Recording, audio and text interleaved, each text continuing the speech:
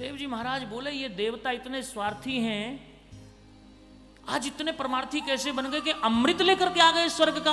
अरे जिस अमृत के लिए देवासुर महासंग्राम हुआ, देवता दानव लड़े मरे मिटे, वो स्वर्ग का अमृत इतना साधारण तो है नहीं कि देवता लेकर के कलश आ जावे कि पिला दो परीक्षित को।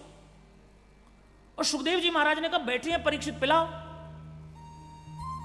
कहने लगे महाराज अमृत तो हम पिला देंगे, बस एक बात हमारी सुन लो। हाँ सुनाओ। बोले ये अमृत हम परीक्षित को पिलाएंगे, आप जो कथामृत परीक्षित को पिलाने वाले हैं वो हमको पिला दीजिए। सुखदेव जी ताली बजा करके हंसे, वाह रे ठगियाओं, ठग विद्या करने आ गए। क्व सुधा क्व कथा लोके क्व कांच क्व मणिर महान ब्रह्मरा तो विचार्यैव तदा देवांजन हासः। कहां स्वर्ग का अमृत और कहां हरि की कथा।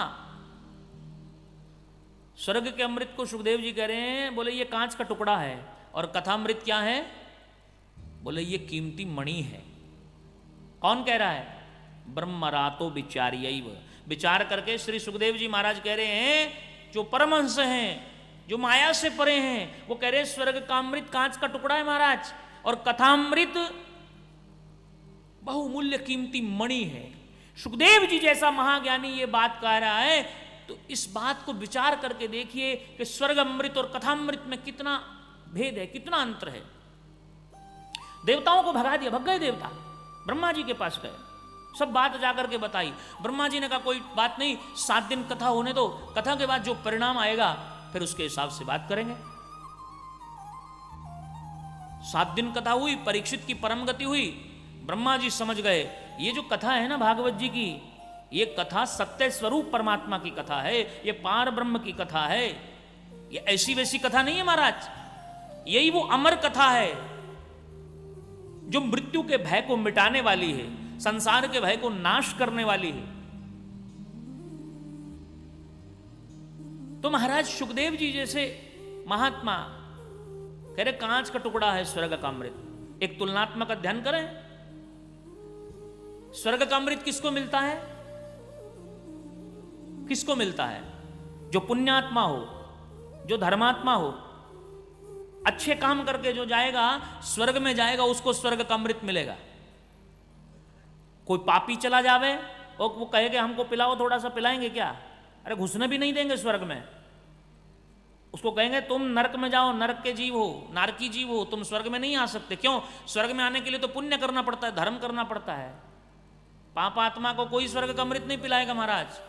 लेकिन कथामृत की विशेषता क्या है, बोले पापी हो, दुष्ट हो, भूत हो, प्रेत हो, कोई भी हो महाराज, कोई भी आकर के भगवान की कथा सुने, ये सबको समान रूप से सुलभ है, स्वर्ग का अमृत के जैसा नहीं है। अच्छा, स्वर्ग का अमृत जो पीता है ना, उसके गले में एक माला डाल दी जाती है और उसको स्वर्ग में भेज दिया जाता है, सुख भोगो। अब पुण्य के प्रभाव में हमारा जेब में पैसा हो, बाजार में चले जाओ, चाहे मिठाई खाओ, चाहे फल खाओ, चाहे कुछ भी करो, अब पुण्य है तो स्वर्ग में रह करके स्वर्ग के सुखों का आनंद ले रहे हैं। जैसे जैसे पुण्य खर्च होते रहेंगे, गले की जो माला है वो सूखती रहेगी, और एक दिन वो माला पूरी सूखी, क्षीणे पुण्य मृत्यु लोके विशंति पतंति, जैसे पुण्य खत्म हुए ऊपर से पटक दिए जाओगे धरती पर, फिर जाओ, फिर पुण्य करो, फिर स्वर्ग में आओ, फिर अमृत पियो, फिर भोग भोगो, फिर धरती पर जाओ।